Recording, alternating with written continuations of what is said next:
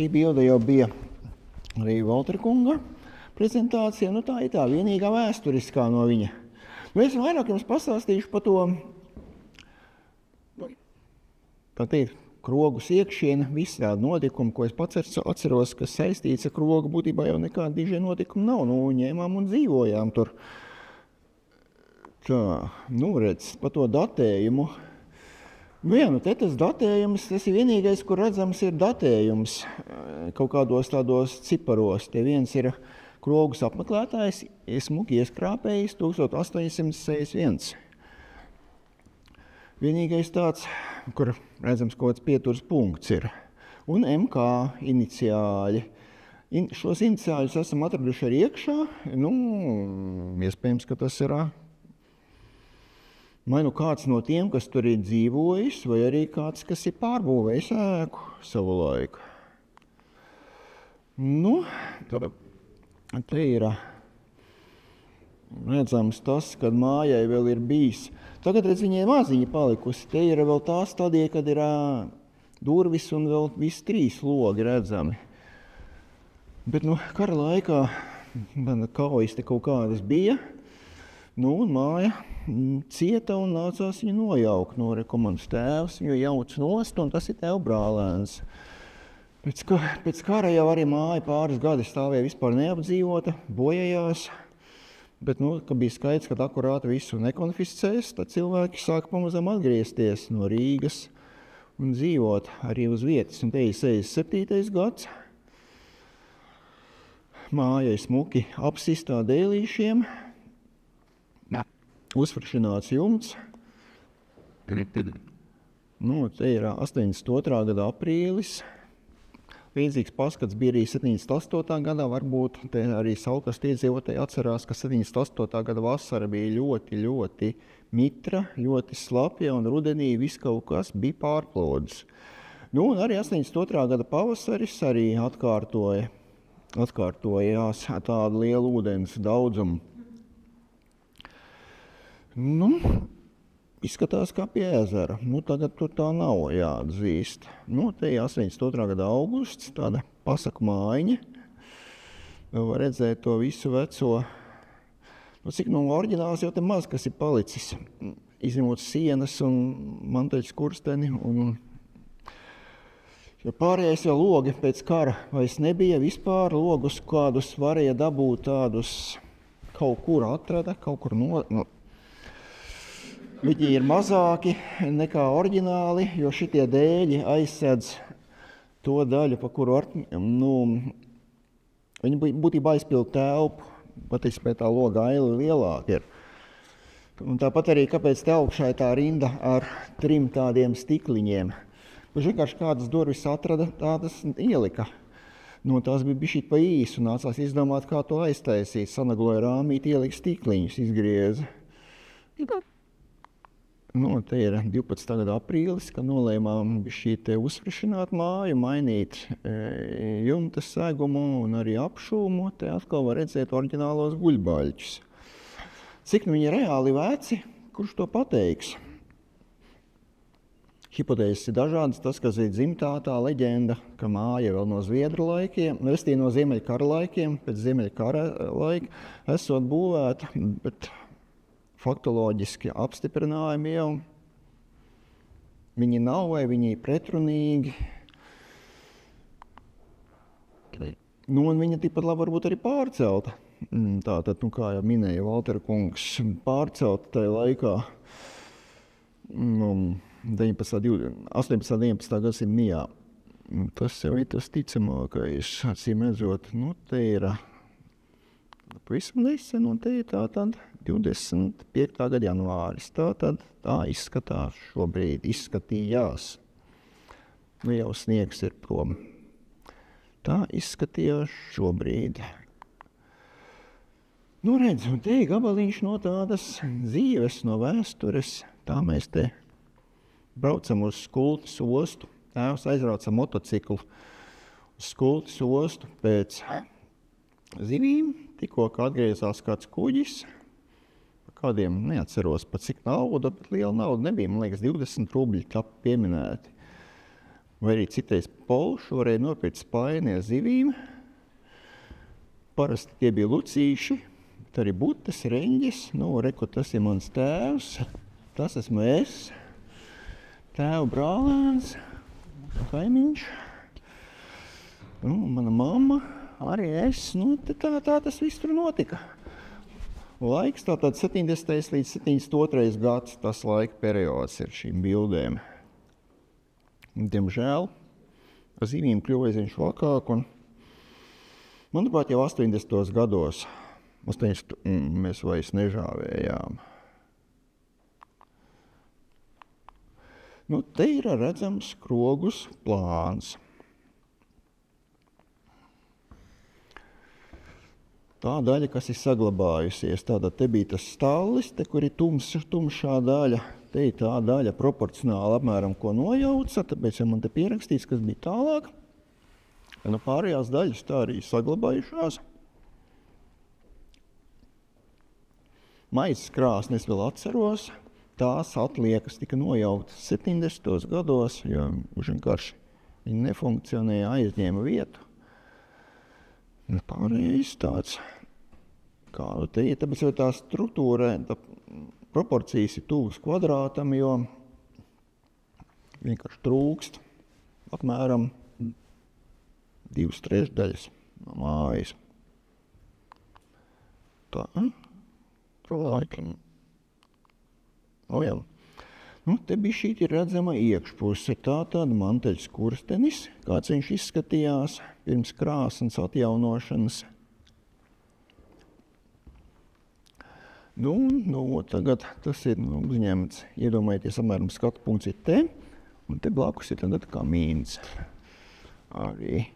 Vēl viena interesanta tāda iezīme, ko es labi atcerējos. Elektrību ievilka tikai 69. gadā. Pirms tam tikai petrolijas lampa visa dzīve bija. Miglaini atceros, kā staigāja vecā saimniece ar petrolijas lampu pa istabu. Tā bija man 69. gadā. Mēs sākam dzīvot šajā mājā kopā ar. Māja piederēja tēva brālēnam, un pēc viņa nāves 73. gadā viņa sievai Lidijai Bērziņai. Tā. Un te ir tas, ko pieminēja jau Gintas Kutāna vadītais pasākums, vecais pastaceļš pārgājiens. Tāda lielāks bars tautas ciemos vecajā krogā. Un te tādi interesanti momenti, kas ir saistīti arī netieši ar krogu.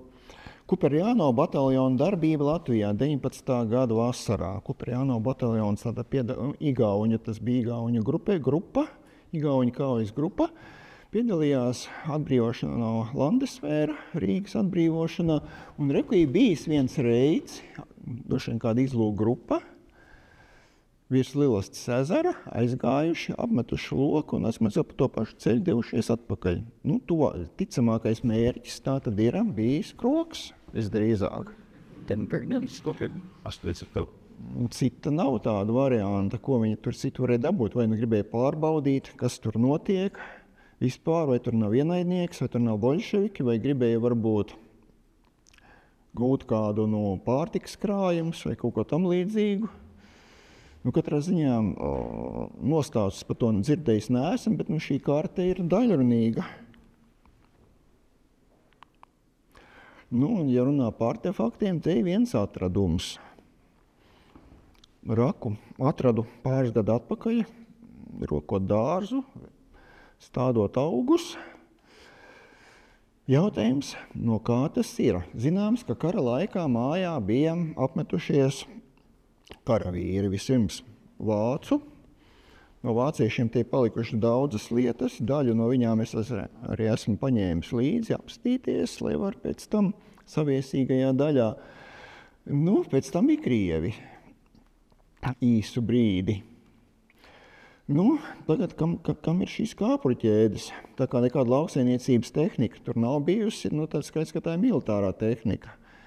Skatījos Wehrmachta kaujas tehnikas katalogu, tur nav šitāda izmēra un šitāda veida ķēdes nav bijušas Wehrmachta tehnikai. Te paliek kaut kāda krievu tehnika. Tas jautājums jau pētams. Un tagad, ja runā par artefaktiem, tēva brālēna sieva, krodzinieka Ernšteina meita, jāatzīmē, ka mājas īpašnieks, saimnieks 19. gadsimta beigās bija Jānis Ernšteins. Viņa meita bija Anna Leontīna Ernšteina, mana vecā tēva brāļa sieva. Viņu pēc tam apprecēja vecā tēva brālis Ernests Bērziņš, kurš arī ir apglabāts Saulkrastu kapos. Kādā sakarībā tā dzimta pazina Ernšteinus, Bērziņu pazina Ernšteinus, nezinu, bet skaidrs, ka tā pazīšanās ir bijusi jau agrāk. Iespējams, ka tur ir radniecība, kad Ernšteina otrā sieva ir radiniece manam vecvectēvam.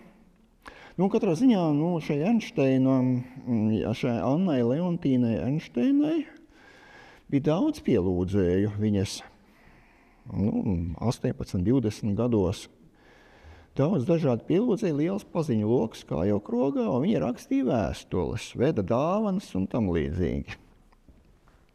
Viņi bija jūrnieki, liela daļa. Piemēram, šeit viens jūrnieks ir cītīgi dzīvojies pa Ameriku un atsūtījis, ar jaunās Filadelfijas viesnīcas, toreiz viņa bija jaunā, 1907. gadā, vairākas atklātnes.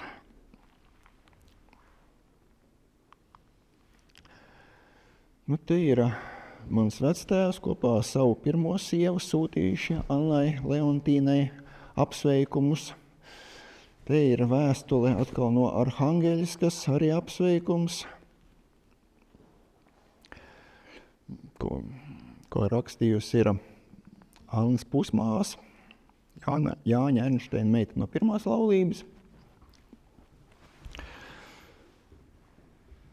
Te mēs redzam pašu Annu Ernšteini un vēl vienu viņas Amerikas pielūdzēja, drauga, vēstuli, meža darbi Pensakolā, Floridā. Te ir vēl viena dāvana, acīm redzot, arī no kāda cita jūrnieka. Tas ir dvieļu pakaramais. Zviedru ražojums. 20. gadsimta pats sākums, to redz pēc jugendstila iezīmēm fontos un vispār visā tajā kopējā paskatā. Viņš bija nokrāsots stipri pretīgā krāsā, nācās rūpīgi tīrīt, kamēr es viņu dabīju kaut kādā jēga, vienīgi atklājās tie ķirmi bojējumi.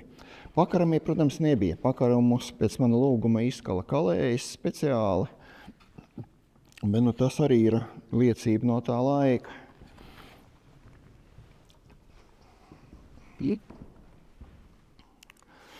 Un viens no tiem artefaktiem tātad ir šī pastkaršu kolekcija. Ir saglabāta visa šī Annas Ernšteinas pārsvarā viņas sarakste. Gan viņai rakstīja, gan viņa pati rakstīja ar savām radiniecēm, draudzenēm un arī ar maniem radiem. Tātad gan ar topošo vīru Ernestu Bērziņu, gan ar arī manu vectēvu Pēteru Bērziņu šī saraksta. Dažādas tēmas. Šitas te, arī tie visi tā laika tehniskie līdzekļi, kādiem cilvēki apsveic. Redz, sākumā 10. gadā ir mums tikai automašīnas un tvaikoņi, bet paiet gadiņš un jau parādās lidmašīnas. Te tādi flirta momenti. Angļu, Japāņu alianses, sakalikāts no ārzemju, tiem braucējiem nopircis Anglijā tādu pastkarti. Te arī dzēju tajā laikā bija populāras arī pastkartes. Vesels lērums ar šitādām ir. Redz, te jau nav kaut kāda autora, te Aspāzija, Rainis, vienīgi te nav zināms autors. šai romantiskajai pastkartei. Tā, nu te ir redzams arī Ernests Bērziņš vecātēva brālis. Tas ir viņš. Viņš dienēja 13. gadā Aizbaikālā. Te kopā ar saviem dienesta biedriem un sūtīja arī pastkartes no Aizbaikāla. Sākoties Pirmam pasaules karam, viņš, protams, nonāk frontē, bet jau 14. gada rudenī Austrumprūsijas kampaņā tiek smagi ievainots, ilgi ārstējas, un tomēr 15. gadā no aktīvā dienesta tiek atvaļināts. Un tad, līdz pat savai nāvei, 19. gadā, viņš saimnieko Lilastē. 19. gada februārī viņam arī piedzimst dēls, un arī 19. gadā viņš nomirst. Nav īsti zināms no kā.